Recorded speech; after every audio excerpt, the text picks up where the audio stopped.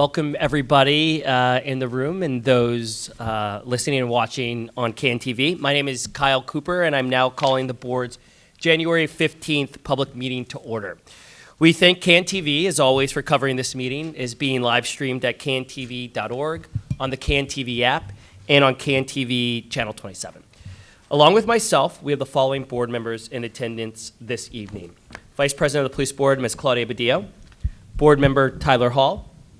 Board Member Catherine Liss. Board Member Arlette Porter. Board Member Andrea Safakis. And Board Member Cynthia Velasquez. Board Member Stephen Block is unable to attend the meeting in person and would like to attend remotely. Is there a motion to permit him to do so? Yes, so moved. I second. All in favor say aye. Aye. Hearing all ayes, the motion passes. In addition to the members of the police board, we have the following city officials who are here with us this evening. We have the Chief Angel Navales, who is representing Superintendent of Police, Mr. Larry Snelling. We have the Chief Administrator of the Civilian Office of Police Accountability, Ms. LaKenya White. We have the Deputy Inspector General for Public Safety, Ms. Tobara Richardson. We have the Deputy Chief of the Chicago Department's Bureau of Internal Affairs, Tracy Walker, who is representing Chief Timothy Moore. We have the Superintendent's General Counsel, Mr. Scott Spears, and as always, we have the Police Board's Executive Director, Mr. Max Caproni. We will now proceed to the items on the meeting agenda. Is there a motion to approve the drafts of the minutes of the board's public and closed meetings held on December 18th? Yes, so moved. I second. All in favor, please say aye. Aye. Hearing all ayes and seeing all hands raised, the motion passes. As a reminder to the public, the next meeting of the police board is scheduled to take place on February 19th at 7:30 p.m. And that meeting will take place where all police board meetings take place, which is right here at the Chicago Public Safety Headquarters. Closed meetings. The police board meets in executive session to discuss various matters. Those discussions are closed to the public as authorized by Section 2C1, 4, 11, and 21 of the Illinois Open Meetings Act. Information on matters discussed in executive sessions is included on the minutes of the meetings posted on our website. Is there a motion to close a series of future executive sessions as authorized by these sections of the Open Meetings Act? Yes, so moved. Second. All in favor, raise your hands and say aye. Aye. Aye. Hearing all ayes and seeing all hands raised, the motion passes. At this time, I now like to provide an update on police disciplinary cases. For this month, there are no police disciplinary cases on the agenda for final action this evening, but I do have an update on the status of arbitration, and I'm also going to be going through a PowerPoint presentation to inform the members of the public who are here today and those listening at home. I'm going to present the data from 2025. So first, an update on arbitration. As I reported last month, on November 26th, the Supreme Court of Illinois allowed the petition for leave to appeal filed by the Fraternal Order of Police, challenging the August 8th, 2025 appellate court ruling requiring that arbitration of the most serious cases of police misconduct be open to the public. The Fraternal Order of Police requested an extension to file its opening brief and now has until February 4th to do so. Briefing will last well into the spring with oral arguments scheduled, or not scheduled, but likely to take place after all briefs are filed. It will therefore be at least until mid-2026, if not longer, depending on whether or not any further extensions are sought or granted before the Supreme Court decides the case on its merits. Looking back on 2025, and as I've stated frequently and often at these police board meetings, we can see the impact that arbitration litigation has had on disciplinary cases in which the recommendation is to either fire or suspend the accused officer from the Chicago Police Department. I now want to take a couple of minutes to report on the discharge cases filed and decided in 2025 and to let the public know about some of the trends that we've been seeing over the past 5 years.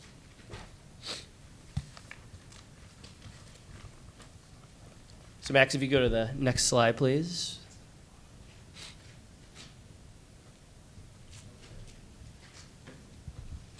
Bear with us one moment.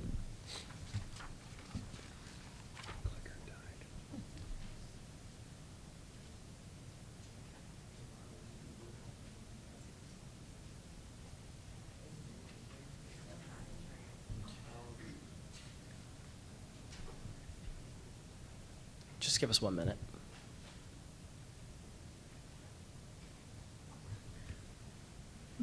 And while we're sorting through these technical issues, I can also just go forward with the presentation to. Oh, never mind.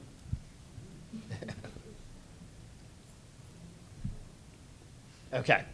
So for 2025, with respect to cases in which the officer who was accused of this misconduct could have been discharged or suspended from the Chicago Police Department, 12 new cases were filed. 10 of those cases came from COPA, 2 from Chicago Police Department's Bureau of Internal Affairs. 7 police officers, those who are members of the Fraternal Order of Police, elected arbitration. 1 elected a police board hearing, and 1 has yet to make that decision. 3 of the cases are against Chicago Police Department supervisors, and because of their status, are not subject to the arbitration option. In total, the board decided 7 cases in 2025.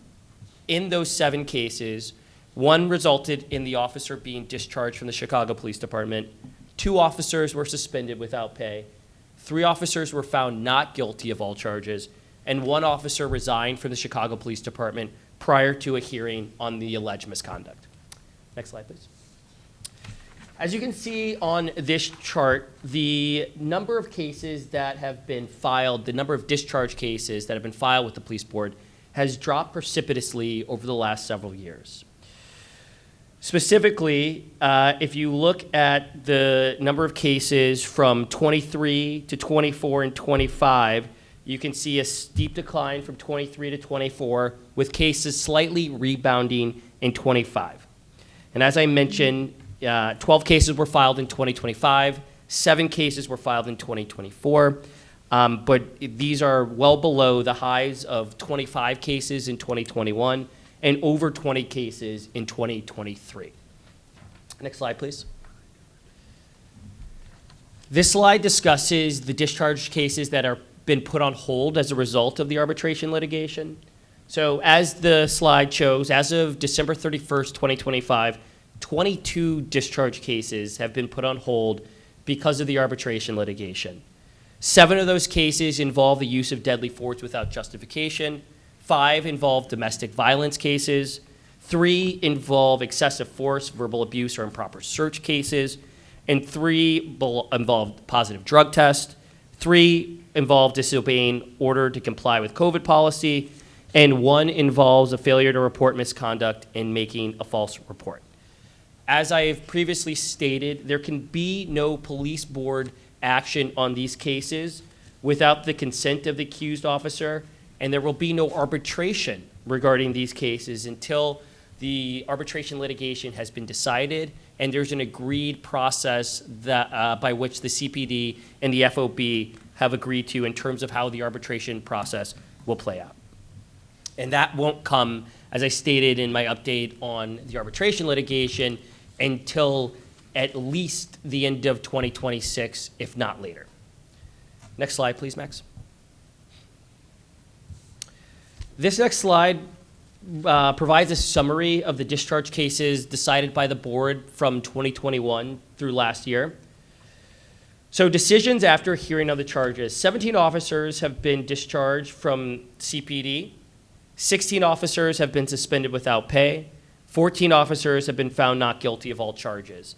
And so this chart, I think, or this slide is helpful to show the percentage of how the cases that the police board has decided from 2021 through 2025, where you have essentially a balance between the number of cases in which an officer has been discharged, officer has been suspended, or where the officer has been found not guilty of the charges.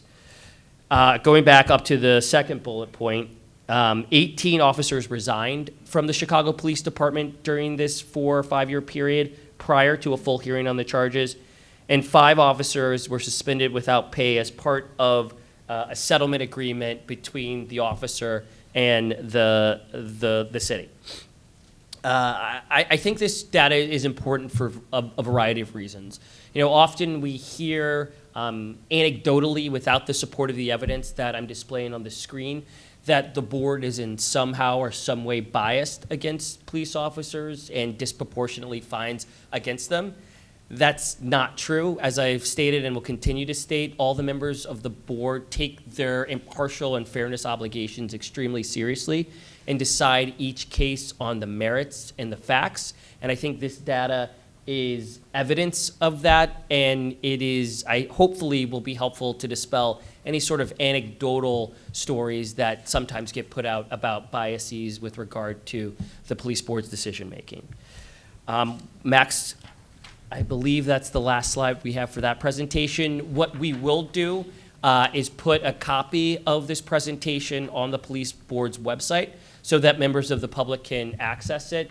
And, you know, as always, can feel free to reach out to myself, the other board members, or Max Caproni if they have any additional questions regarding it. The next item on the agenda is appeals. When a person who applies to become a Chicago police officer is disqualified and removed from the eligibility list due to the results of a background investigation, that applicant has the ability to appeal that decision to the police board. The board, as authorized by the Open Meetings Act, has discussed in closed meetings several appeals. We will now take final action on those appeals. Is there a motion to affirm the disqualification decision for appeal numbers 25AA23 through 26 and grant the applicant's request to vacate the dismissal of appeal number 25AA33 and consider the disqualification decision in that case? Yes, so moved. Second. I will now call on the members of the board for their votes. Vice President Badillo. I dissent from case number 25AA24. Board Member Block. Aye. Board Member Hall. Aye. Board Member Liss. Aye. Board Member Porter. I dissent from 25AA24. Board Member Safakis. Aye. Board Member Velasquez. Aye. I also vote in favor of the motion. The motion passes. The written decisions of these appeals will be entered as of today's date, sent to the parties, and promptly posted on the police board's website. Bless you. Thank you. At this time, I now like to call on Chief Navalis to give the superintendent's report.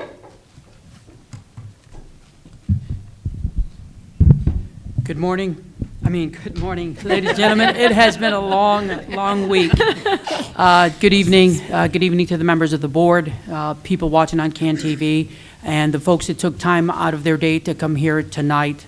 Once again, without the community, right, we can't improve. So as always, it's an honor to be here on behalf of Superintendent Larry Snelling, and we will continue to take notes and share with them as soon as we meet all of your concerns.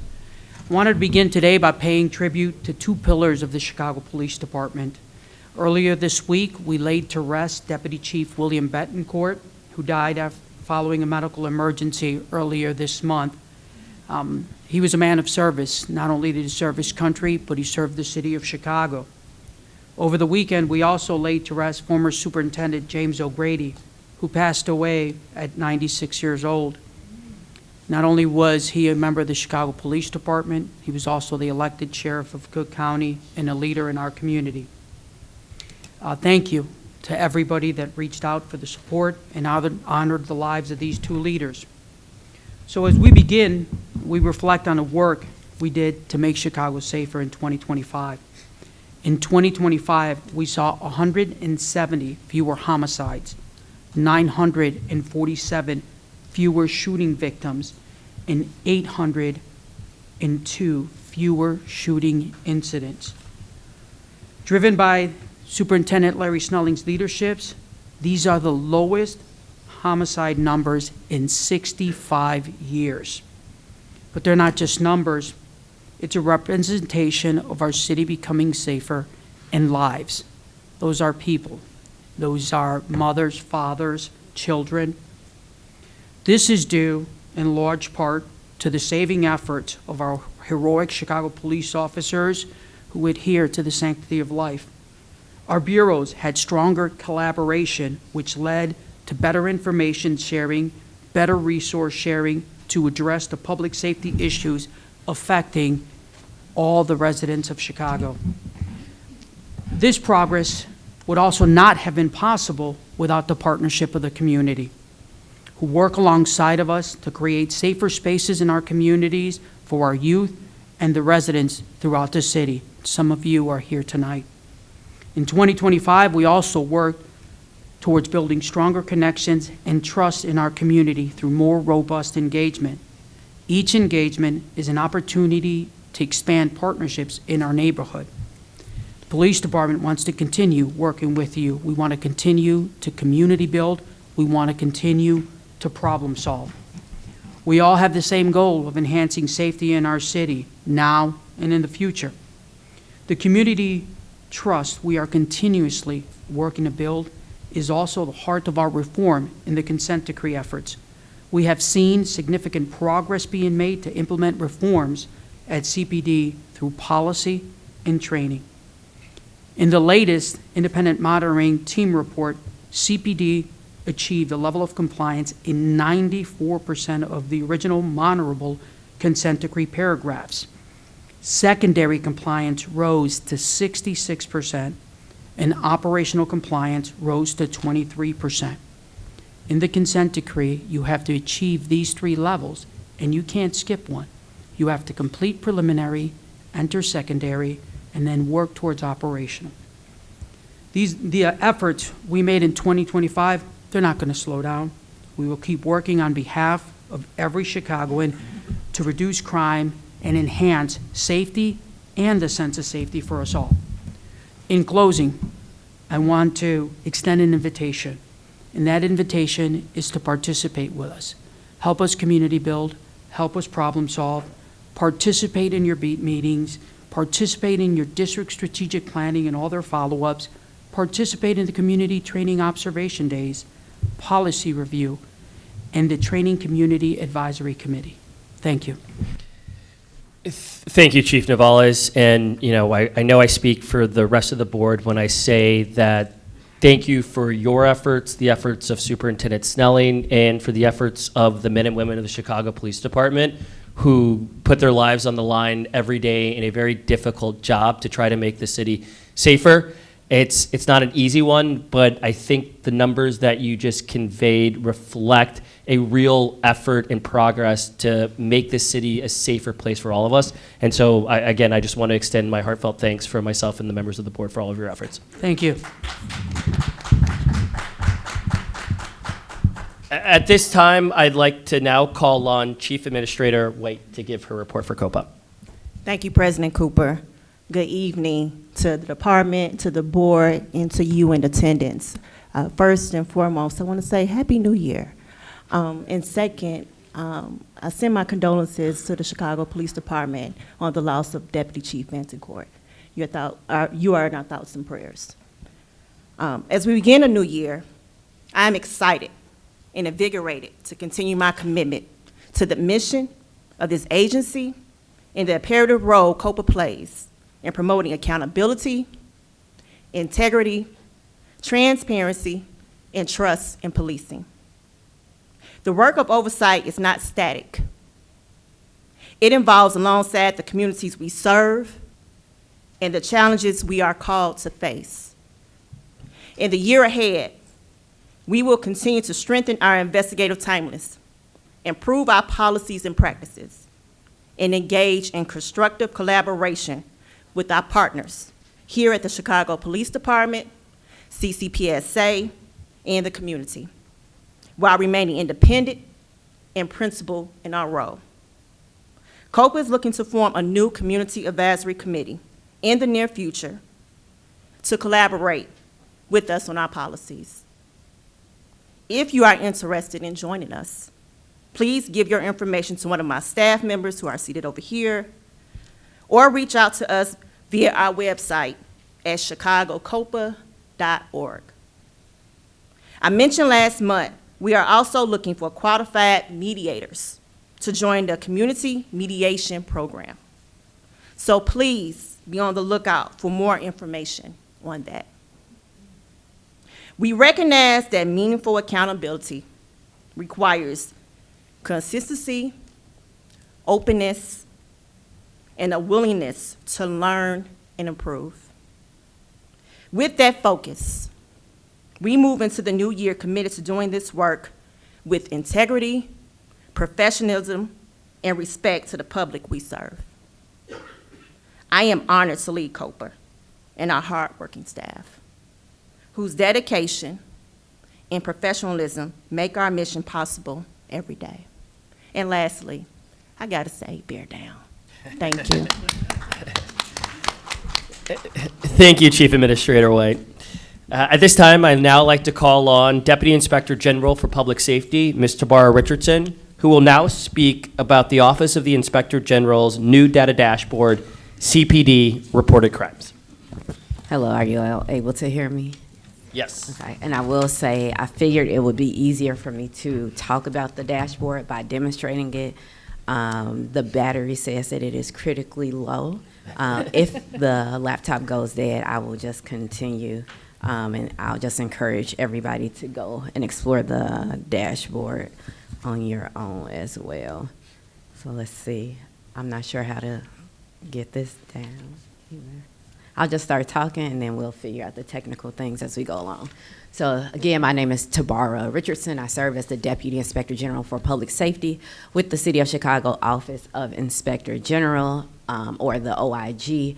What is the OIG for those of you who are not familiar with the Chicago Office of Inspector General? We are an independent, nonpartisan oversight agency with the mission of promoting economy, effectiveness, efficiency, and integrity in the operations of city government. How do we do that? We do that in three main ways. One way is by conducting investigations. Now, most investigations of CPD members are going to be conducted by the two agencies with the purpose of conducting CPD member investigations.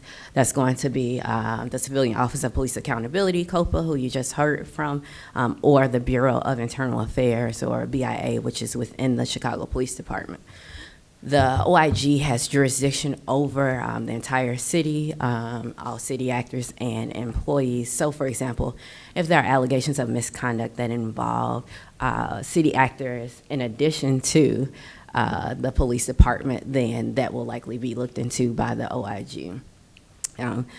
The second way in which OIG conducts or achieves its mission is by conducting audits and audit-based evaluations and reviews. I spoke maybe 2 months ago about our disciplinary report. And so we have, if you go to igchicago.org and you click on publications, you'll be able to see all of the various topics that we talk about, to include the Chicago Police Department, the police accountability agencies, and city departments overall.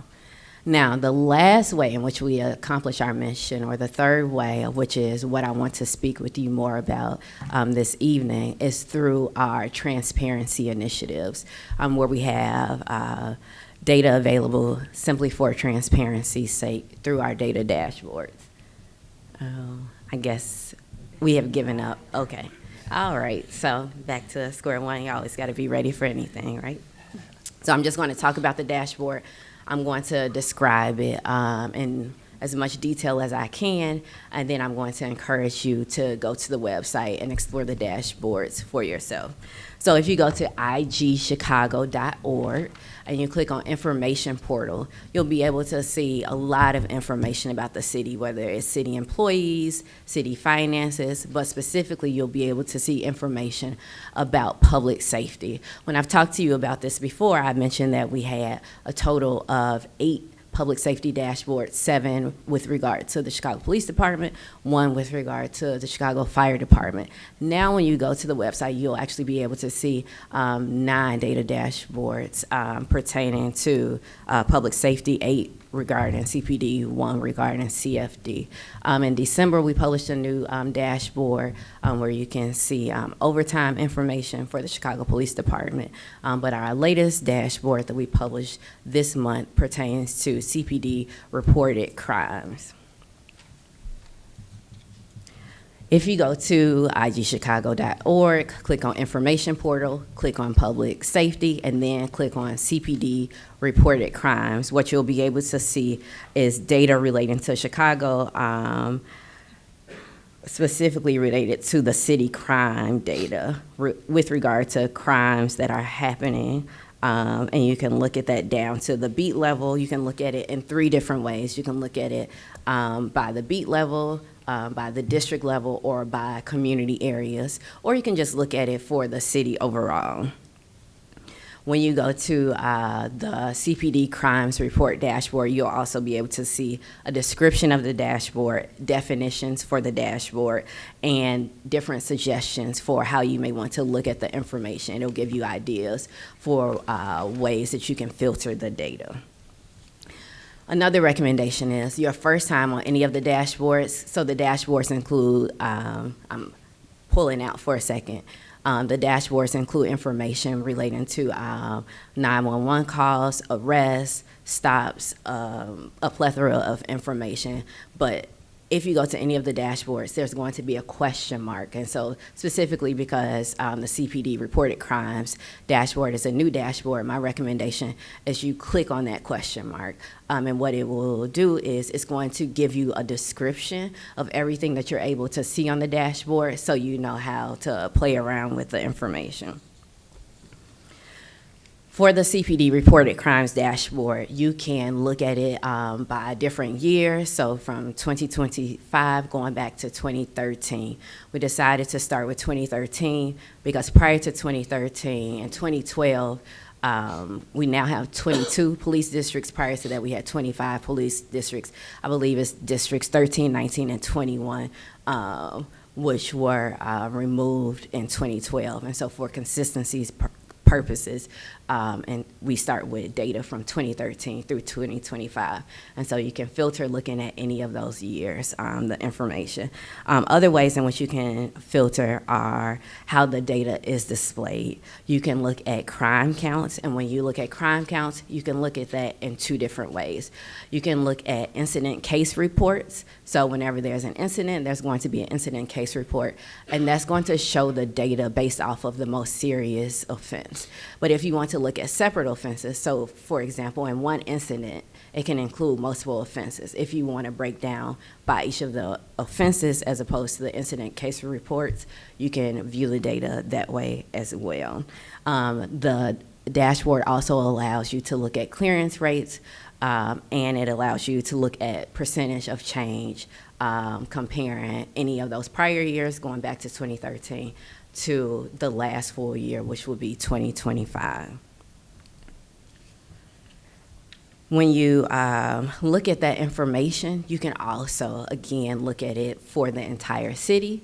You can look at it based on community areas. You can look at it for different districts, or you can look at it down to the beat level.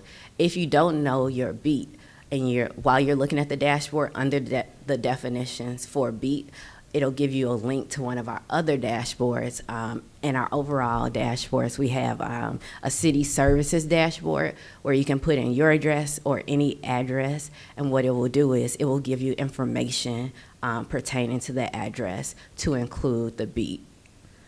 Now, going back to after you decide however you want to look at it for whichever year, if you want to look at the incident case reports or you want to look at individual offenses, and then again, in whichever way you want to look at it geographically, whether it's from the city down to the beat level, like all of those options are there.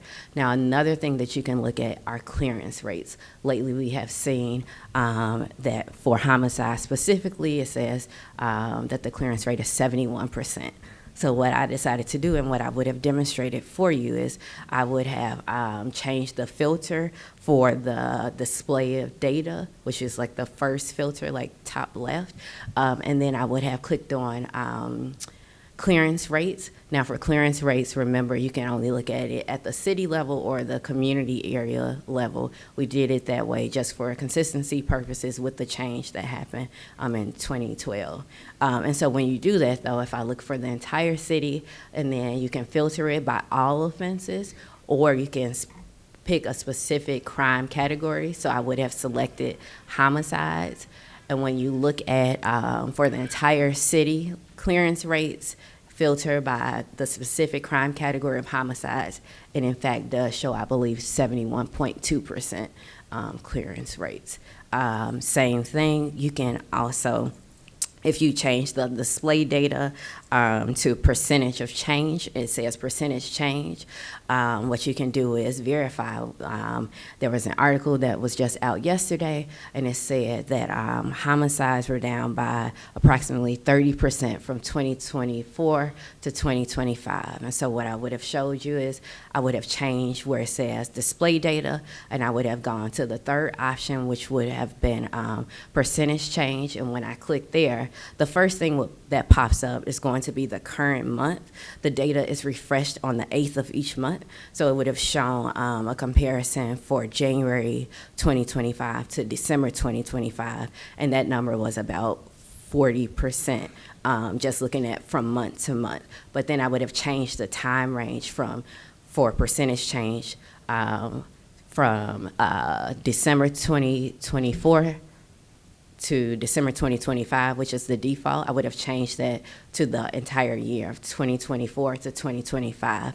And what it would have then displayed, assuming that the filter for homicides was still checked, or I would have like unclicked all and checked homicides, would have shown you that the percentage change was negative 29.5%, so down approximately 30%, as has been displayed. So the dashboard is really nice because it's all of CPD's reported crimes data, but you can look at it in a number of ways based off of the incident, based off of the offense, filtered by year, filtered by geographical location, or you can look at it based off of clearance rates or a percentage change. So when you see those numbers in the articles, you can verify for yourself, is it accurate or not based off of the CPD reported crimes data. And not just that, you don't have to rely on somebody else to give you the numbers, right, that they want to present to you, but you can go on the dashboard at any time and look up information however you choose to filter it or look at it based off of what is important to you. The last thing I will talk about, because I was only supposed to be talking about the CPD crimes reported dashboard, is just as of yesterday, we enhanced one of our other dashboards. So I am going to, and I wasn't going to demonstrate it, but I'm just going to quickly put a plug in, because again, this is information that had been previously presented, but we've now given a new way in which you can look at the data. So on the dashboard, again, that's igchicago.org. Click on Information Portal, click on Public Safety, and then we have a dashboard. It's labeled Complaints/Notifications. And so what that dashboard has always done is you put in a CPD member's name, sworn members, or you put in a star number, and it gives you the complaint history for that individual. Now, when you go to click on Complaints Notifications, what you will actually see is there's going to be a second option. It's labeled CPD Complaint Register Network. And so what it does is it displays the data for where CPD members have been co-accused, if they've been co-accused for allegations at least 2 times. And so on that dashboard, when you first go to it, it goes back to 2020. And you can look at all of the data, but I would suggest that you only look at a few years, because if you look at all of the data at once, it's going to take a while to pull all of that data. So you decide the time frame, going back to 2020, and what you'll see is circles, and those circles represent individual CPD members. Each circle is going to have a different color. The colors are going to represent which unit that CPD member belongs to. And then you'll see various lines. Those lines will be thicker, connecting to CPD members if they are co-accused and more allegations. Again, you can filter that data either by, say, for example, if a minimum number of times co-accused, minimum number being 2, and then you can go higher from there, or you can filter the data based off of the number of allegations for CPD members with, again, a minimum of 2 allegations up to a higher number.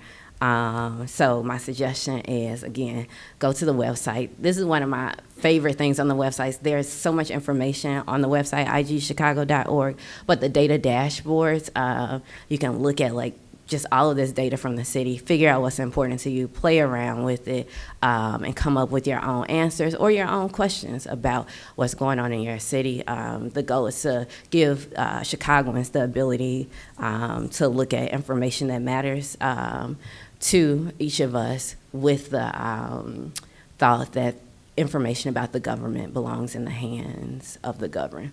So appreciate your time. Go to igchicago.org information portal and look at all of the information available. Thank you. Yeah, thank you, Deputy Inspector Richardson, and thank you to Inspector General Witzberg and yourself for all that really hard work to put together those dashboards. I'm going to hold you to present that again in the future when we walk through it a little bit, step by step, just so everybody can see how that plays out. But I do encourage everybody to go to the IG's website to play with those, the dashboards, to get the information about what's going on in the city. So really, really good work, and really appreciate your efforts on that.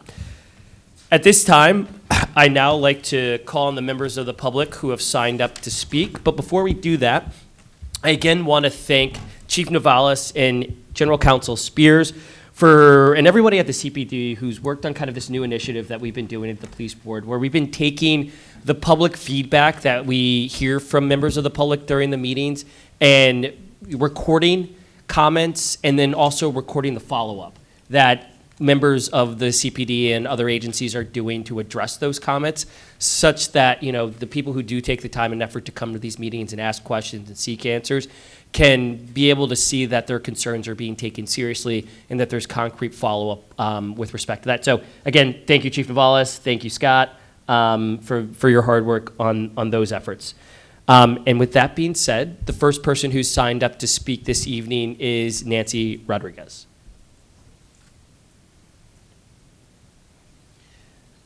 I don't see Ms. Rodriguez. If you're here, we'll come back to you.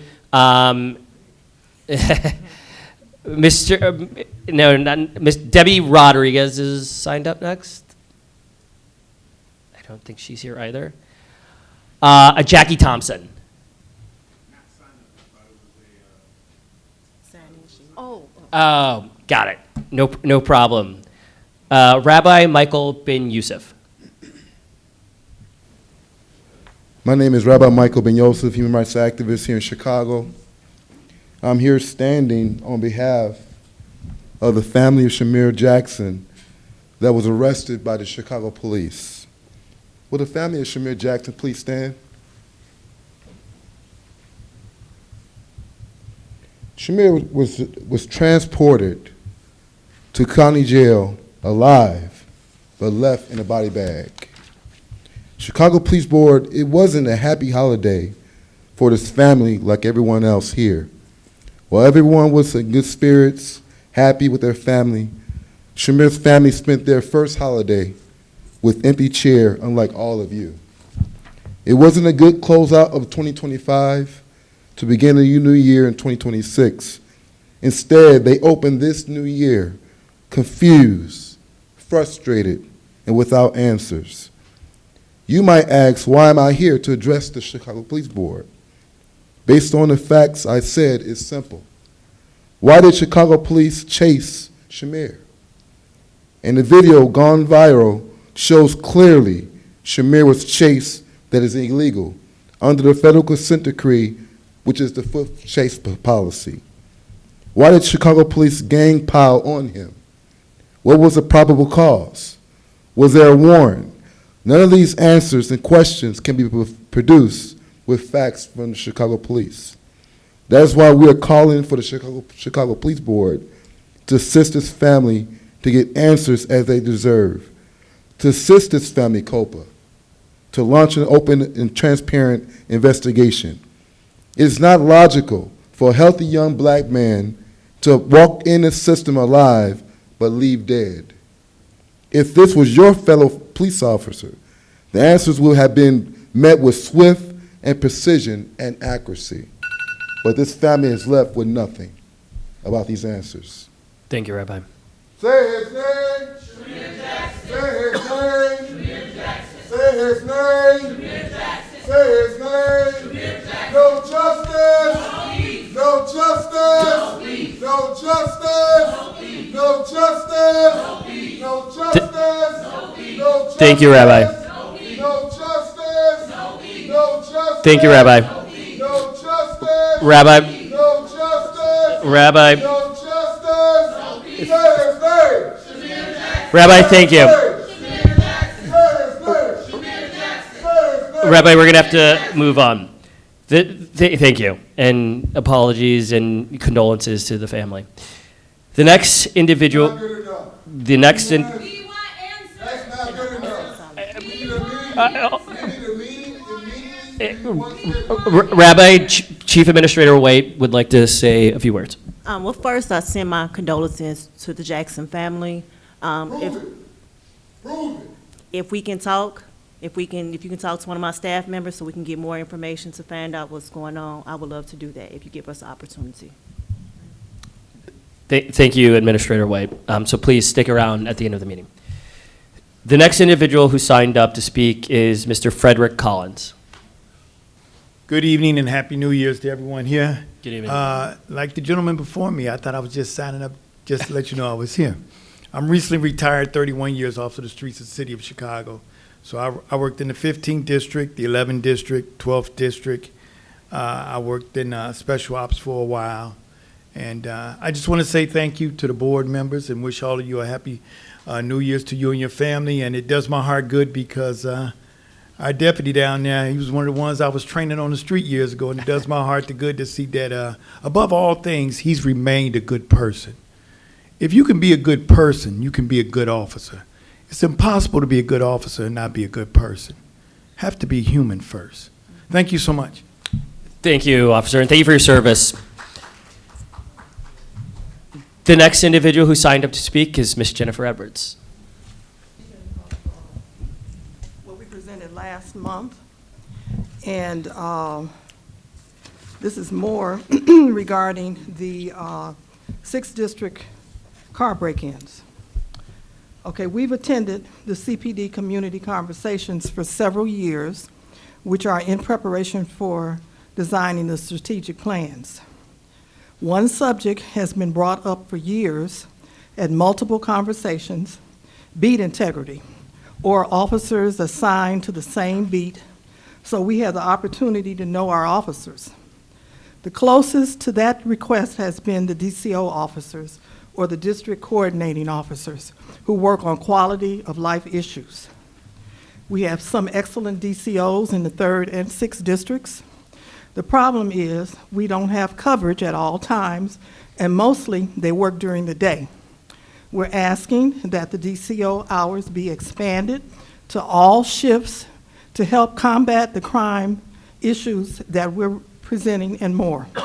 We are organizing volunteer neighbors that will be available to assist the officers at our homes if they should be in need of or in an emergency as they as they proceed on their beats. We are trying to be proactive and helpful in our neighborhoods. Thank you, Ms. Edwards, as always. The next individual who signed up to speak is Ms. Donna Oliver.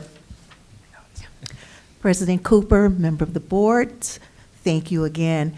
On last Saturday at 2:00 a.m., some of our pedestrians proceeded to have a street race in the neighborhood. I called 911, and at 2:01, our fearless leaders, District 7, was out there on the double and had them. We thank you for the police reports that are given here about the changes that are being made on behalf of Cal. It works, because when I saw our officers come out and apprehend the suspects who ended up having accidents within themselves trying to run from the police, it only says one thing: one way or another, we're gonna get you. We're gonna get you, one way or another. Thank you, officers. Thank you for putting your lives on the line for us again, and take care. God bless. Thank you, Ms. Oliver. The next individual who signed up to speak is Mr. Bobby Kennedy. Yeah, I have mine. Thank you. All right, today is Martin Luther King's birthday. born 1929. Just wanted to say that. Moving on. My investigation into the CPD rainbow car is not an attack on the gay community or the flag symbology to the gay community. I'm going after the progressives who have appropriated the gay symbology to use it as their own in the progressive movement, where the gay community represented by the rainbow flag has been elevated above all other ethnic groups under progressive segregation, which is used as forced symbology. My 6 points are as follows. 1, I started looking into the rainbow car back in around December of 2023. 2, from the website of the Inspector General's office, right, this is a policy. They're in charge of policies. This is a policy issue. And they're also to safeguard individuals' civil liberties and civil rights. Let me get closer to this thing. Okay, the rainbow car is a policy issue created by Lori Lightfoot administration and the Chicago's Inspector General's office. 4, I'm not a constitutional lawyer. I'm only familiar with Jim Crow segregation in Mississippi where I grew up. It was wrong, okay? Progressive segregation is new to me. My letter to Deborah Winsberg, Chicago's Inspector General, March 25th, I asked if they could, the lawyer could put this and say it was constitutional or not. I didn't hear back from him, so I put it into a FOIA, all right? And the FOIA was rejected June 2nd. And so I'm asking again publicly if the Inspector General's office can address that and just say, am I wrong or right that this is progressive segregation? It's an easy one. Matter of fact, if you can copy Kyle Cooper, he's a lawyer. He would be good at the copy on that one. Anyway, okay. 6, any citizen can sue their local government or school board for funding with taxpayer dollars over this use of forced symbology and on the fact that it is progressive segregation. Should it be found unconstitutional, that would set a precedent. No more progressive forced symbology on or in public buildings, schools, crosswalks, or police cars. In closing, in my conversation with a constitutional attorney, he told me in elementary school, his teacher taught, if you cannot bring candy for the whole class, then don't bring any candy at all. Thank you, Mr. Kennedy. Thank you. And the last speaker we have signed up this evening is Pastor Doyle.